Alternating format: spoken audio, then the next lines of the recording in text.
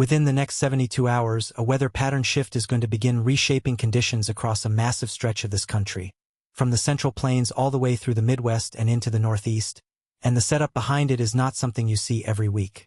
We're not talking about a routine late February cold snap that moves through and fades. We're talking about a pattern that is loading multiple storm systems back to back, carrying dangerous ice potential, heavy snowfall that could exceed a foot in some corridors, and then, just when temperatures start to recover, a temperature whiplash so severe it's going to trigger the first real severe weather threat of the season. This is one of those forecasts where the atmosphere is telling a very clear story, and you need to hear all of it. Let's establish what is actually driving this, because once you understand the architecture, every piece of what follows makes sense. The jet stream, the high-altitude river of wind that acts as the steering wheel for all major weather systems across the lower 48, has been running in a relatively flat, uninspiring pattern. Systems have been moving fast, not deepening, not lingering. That is ending. A massive ridge of high pressure is building across the western United States, and when a ridge like that anchors itself in the west, it forces the jet stream to buckle dramatically southward across the center of the country. That buckle is the mechanism. That buckle is what opens the door. Once that door opens, cold air doesn't just drift south. It pours. And the source of that cold air is already in motion. A series of Alberta clippers have been racing across Canada, reinforcing a deep reservoir of genuine Arctic air sitting across the northern plains. Clippers move fast, they don't carry much moisture on their own, but that's not their role here. Their role is to act as a cold air delivery system, to keep the freezer door propped open wide so that the Arctic air mass keeps pushing southward and stays in place. They are setting the table. And what gets served on top of that cold foundation is where this forecast escalates significantly. There is an atmospheric river, a concentrated, high-volume channel of moisture stretching in from the Pacific that is going to feed directly into the southern flank of this developing storm pattern. Atmospheric rivers are usually the story on the west coast, where they cause flooding and mountain snow. But this one is being directed inland, funneling abnormally rich moisture northward and eastward into the exact zone where that Arctic air is sitting and waiting. When you force that much moisture into that sharp of a boundary, the atmosphere doesn't absorb it quietly. It explodes into precipitation, heavy precipitation, and the form that precipitation takes, whether snow, sleet, or freezing rain, depends entirely on where you are relative to that boundary. That's where it gets complicated. And that's where it gets dangerous. Picture a line running roughly from Kansas City northeast through St. Louis, up through Indianapolis, and stretching toward Washington, D.C. and Baltimore. That line is the battleground. North of it, temperatures stay cold enough for snow. South of it, warmer air winds and you get rain. But right on that line, in that corridor, in those cities, the atmosphere can't make up its mind. Warm air tries to push north above the surface while cold air holds firm at the ground. The result is freezing rain. And not a brief glaze you can scrape off in the morning. We're talking about potential ice accumulations that can bring down tree limbs, knock out power for tens of thousands of people, and make roads genuinely impassable. The freezing rain corridor in a setup like this is often deadlier and more disruptive than the snow itself, and it almost always gets less attention. Not here. If you live anywhere from central Missouri through Ohio and into the mid-Atlantic, the ice threat in this system deserves your full focus right now.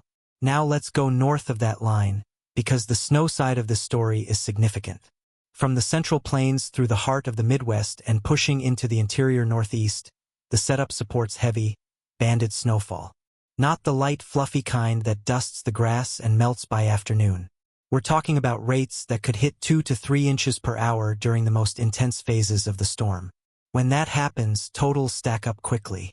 Before the storm fully locks into focus, the scenarios on the table range from roughly 6 inches on the lower end to 12 inches or more in corridors where the heaviest bands set up and stay. And in areas where those bands train over the same location for several hours, 12 inches becomes a floor, not a ceiling. This is the moment to talk honestly about where the models stand, because there is disagreement, and that disagreement actually tells you something useful. The American GFS model has been the aggressive one. It deepens the low-pressure center faster, pushes the heaviest precipitation shield further north, and produces snowfall totals in the upper range for cities across the Great Lakes and interior Northeast. The European model, which has historically outperformed the GFS at medium range, agrees that a significant storm is coming but has been slightly more conservative on the deepening of the low. The two models agree on the existence of a major event. They disagree on the precise track and intensity, which is the difference between 8 inches and 14 inches for specific cities. That kind of disagreement at this range is normal. It also means the next 24 to 36 hours of model runs are absolutely critical.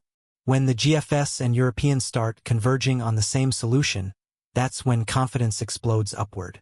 We're not there yet, but the trend has been toward a more significant event, not less. As we move into Sunday, this is where the atmosphere commits. The low-pressure center will be deepening rapidly as it taps into both that Gulf moisture and the steep temperature contrast built by days of Arctic reinforcement. Deepening lows mean intensifying precipitation. They mean tightening winds.